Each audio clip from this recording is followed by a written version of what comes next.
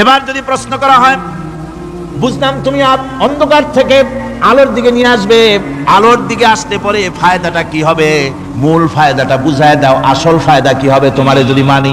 কোরআন তার জবাব দেয়, নিজের পরিচয় নিজে তুলে ধরে, ফামান তাবিআ হুদায়া ফালা খাউফুন আলাইহিম ওয়ালা হুম ইয়াহজানুন। এই কোরআনকে যদি মেনে চলো, এই কোরআনের আইন যদি মানো, সমাজে মানো, ব্যক্তিতে মানো, পরিবারে মানে, রাষ্ট্রে মানো, জীবনের সব ক্ষেত্রে সমস্ত জায়গায় যদি এই কোরআনকে মেনে চলো, ফালা খাউফুন আলাইহিম, তাহলে তোমাদের কোনো ভয় থাকবে না, ওয়ালা হুম ইয়াহজানুন, কোনো চিন্তাও থাকবে না। কিসের ভয় থাকবে না?